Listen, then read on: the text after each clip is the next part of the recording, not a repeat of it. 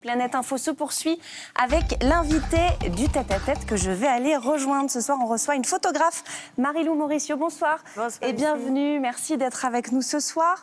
Alors, on a plusieurs choses à se dire. D'abord, votre projet Born in PPM, qu'on retrouve d'ailleurs ce mois-ci dans ce magazine-là, Oui Demain, et aussi à l'université Gustave Eiffel dans le 77 avec une exposition qui lui est consacrée.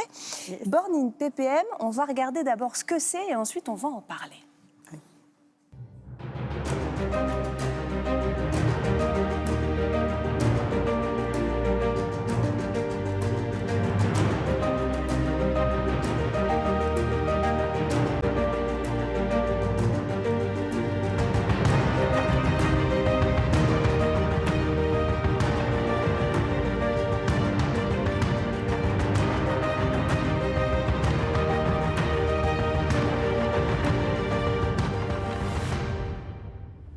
C'est un beau clip de plein de photos que vous avez réalisées avec une spécificité. Toutes les personnes qu'on voit sur ces photos, elles ont un chiffre sur une partie de leur corps et c'est marqué PPM. C'est quoi que ces PPM-là? Alors, PPM, c'est partie par million.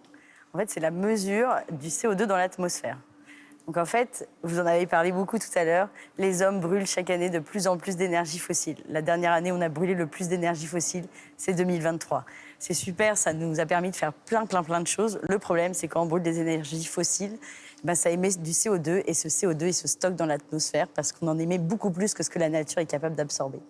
Donc ce taux, il augmente de façon très rapide. On va regarder une courbe peut-être. Exactement. On va s'en rendre compte aussi, on va pouvoir ensemble la commenter. Cette courbe-là, c'est justement le taux de concentration en CO2 dans l'atmosphère. Et on voit tout à droite de la courbe, c'est la période dans laquelle on se trouve là. Exactement. Et on voit un super pic. Un super pic, de effectivement. Donc là, c'est depuis 800 000 ans. Et ça, c'est vraiment le carottage de glace. Donc ça, c'est vraiment l'air que les scientifiques ils ont été chercher. Donc on sait exactement le taux de CO2 qu'il y avait depuis 800 000 ans. Donc il y avait ces aires glaciaires qui dépendaient plutôt de l'activité de la Terre, de l'inclinaison de la Terre, volcanique, etc. Et on voit clairement que depuis la révolution industrielle, on émet beaucoup plus de CO2. C'est les activités humaines qui ont provoqué ce pic. Et donc moi, par ces photos, j'ai voulu démontrer deux choses. Un, l'accélération à travers les générations. Et c'est ce qu'on voit, ce chiffre qui augmente de plus en plus. Donc il faut savoir que dans la nature, il y avait à peu près 280 ppm au début de la révolution industrielle. Ça a augmenté. On a dépassé la limite planétaire en 1988. C'était 350. Et là, récemment, l'année dernière, on a mesuré 421. On le voit avec une photo qu'on va regarder parce que vous nous dites que vous photographiez plein de personnes et notamment des générations. Regardez là, je crois qu'on est avec Marie et Oda, donc une maman et son bébé. Et plus le réchauffement est important, on l'a compris, plus ce chiffre augmente. La maman, c'était 355 ppm et le bébé, c'est 421. Voilà, exactement. Et donc, j'ai voulu vraiment démontrer cette croissance ultra rapide. Et il y a un autre sujet que je vais aborder avec mon projet photo, c'est l'injustice climatique. Parce qu'en fait, les ppm, le CO2, il n'y a pas de frontières. Donc aujourd'hui, il faut bien imaginer qu'il y a des personnes qui souffrent du changement climatique. Alors en plus, ils n'ont pas bénéficié des avancées dont nous, on a pu bénéficier. Exactement, de la vie carbonée qui est très confortable et qui nous permet de faire plein de choses. Il y a des gens aujourd'hui qui sont peut-être jamais montés dans une voiture et pourtant qui subissent ce taux de carbone qui provoque ce réchauffement et ce dérèglement climatique. C'est vraiment les deux aspects que je voulais présenter dans ce projet. Et il y a une autre spécificité, c'est que en fait, j'ai lié cette donnée ultra scientifique et qu'on ne peut pas réfuter, puisque c'est une mesure, avec les émotions. Donc la spécificité, c'est qu'à chaque fois, les personnes, elles ont un petit entretien, donc il y a tout un dispositif. Vous les faites parler, en fait. Voilà, exactement. Donc d'abord, on présente les ppm, c'est vraiment une action de sensibilisation. On présente, donc quand on participe à mon projet, il y a vraiment tout un cheminement pour arriver à cette fameuse photo finale. C'est de la sensibilisation en un.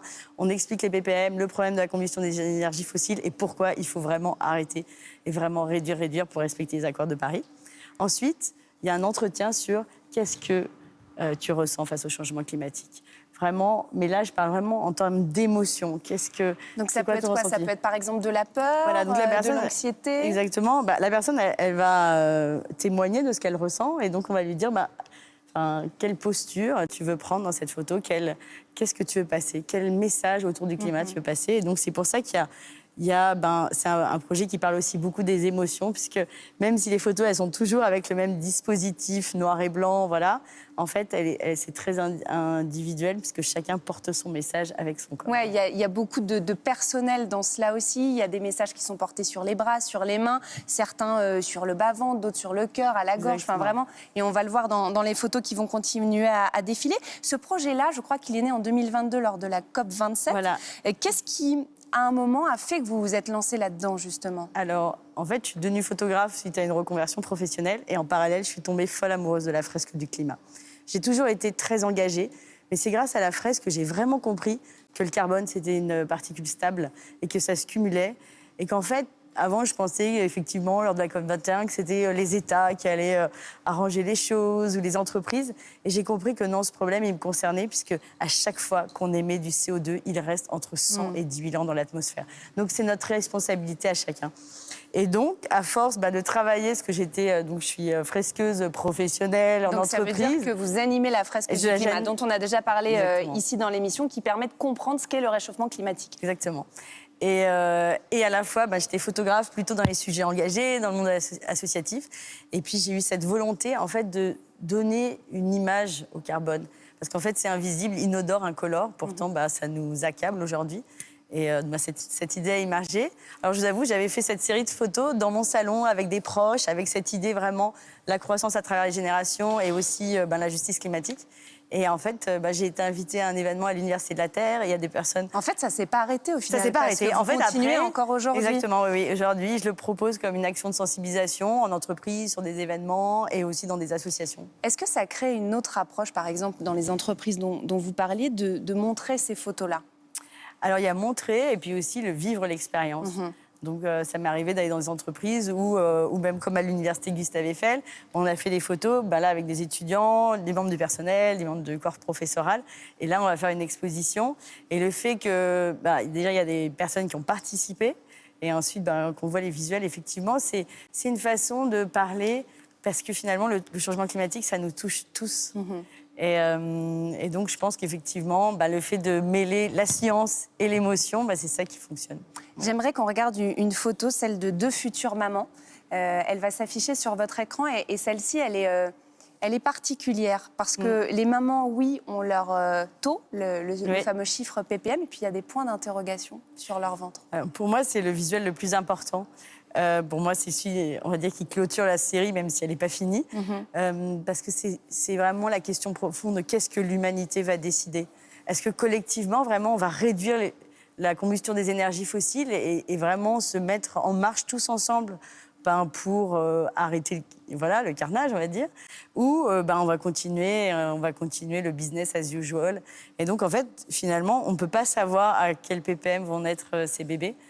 Donc, c'est vraiment le visuel pour dire est-ce que vraiment, ensemble, on y croit et on y va, ou est-ce que ça devienne que... Vous nous parliez de votre engagement associatif. Est-ce qu'il faut dire que ce projet-là, c'est un projet militant? Et est-ce que toutes les personnes qui y participent sont militantes ou pas forcément?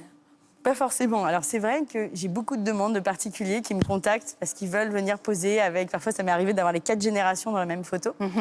Donc, je les accueille avec plaisir. Mais après, l'idée, c'est aussi d'aller dans des associations. À chaque fois que je vais en entreprise, je demande 10% en plus pour me permettre de payer la production pour aller dans des associations. Donc, il y a les militants qu'on voit là, par exemple, exactement. des personnes engagées. Puis, il y a d'autres personnes qu'on a vues juste avant qui ne sont pas forcément militantes. Et parfois, je vais aussi mon idée, c'est aussi d'aller dans des endroits où on ne s'attend pas pour justement en parler à des personnes qui ne connaissent pas du tout le sujet des ppm, qui peut paraître parfois technique, mais qui pourtant nous touche tous. Alors, je disais tout à l'heure que votre travail, il est publié dans le Oui Demain que j'ai dans la main. Il y a un article qu'il vient illustrer qui s'appelle « On ne lâche rien, 50 voix pour le climat ». Vous y figurez, en photo vous-même, et vous dites notamment dans le petit texte qui accompagne la photo « Je veux croire que la bataille de l'écologie n'est pas perdue, même si la situation est critique ». Oui, effectivement... C'est toujours, c'est ambivalent quand on est militant. Disons quand on a vraiment conscience de ce qui se passe, c'est vrai qu'on a envie que ça avance et on est très désespéré quand on apprend toutes les nouvelles, qu'on voit que ça avance pas. Effectivement, le sujet que vous avez traité autour de Total Energy, enfin voilà, voir l'urgence, connaître l'urgence, comprendre l'urgence et voir que ça avance pas, parfois c'est très difficile, mais on a besoin d'espoir, on a besoin d'y croire et c'est pour ça que chaque jour, je suis prête à me lever tous les matins pour expliquer, réexpliquer, essayer de sensibiliser un maximum pour que collectivement, il y ait un réveil et j'y crois. J'ai envie d'y croire. On va passer, Marie-Lou Mauricio, à votre carte verte, parce que comme chaque invité du tête-à-tête, vous pouvez mettre sur la table, j'allais dire, même s'il n'y a pas de table, un sujet de votre choix. Qu'avez-vous choisi? Alors, j'ai choisi de mettre en avant l'association Réseau Éco-Habitat, qui est portée par Franck Bilot. C'est une association où j'ai eu la chance de faire des reportages photos. Qu'on voit à l'écran. Voilà, qu'on voit à l'écran. En fait, c'est une association. Il faut savoir qu'il y a des personnes qui vivent en France, qui sont propriétaires de leur logement, mais qui vivent en très grande précarité et qui vivent dans des passoires thermiques, clairement, donc qui souffrent. Il y a des moisissures, il y a de l'humidité, aussi voilà, d'une mauvaise isolation. Et en fait, ces personnes, elles ont droit à des aides. Sauf que on ne dirait pas quand on est en grande précarité, c'est pas facile de monter les dossiers, de trouver un entrepreneur qui accepte de faire les travaux, d'avancer les frais, c'est même impossible. Et donc cette association, elle va accompagner, grâce à un réseau de bénévoles, une personne en grande précarité qui est propriétaire de son logement dans toutes les étapes pour permettre la rénovation. Et en fait, j'ai eu la chance de visiter des chantiers avant, après, et ça change vraiment intégralement la vie des personnes. Vivre dans une passoire thermique, on peut en perdre sa dignité. Et le fait de rénover, de les accompagner, ça prend parfois plusieurs années, ça leur change intégralement leur vie. Et du coup, je trouve que c'est une association vraiment merveilleuse et qui essaye d'essaimer partout en France.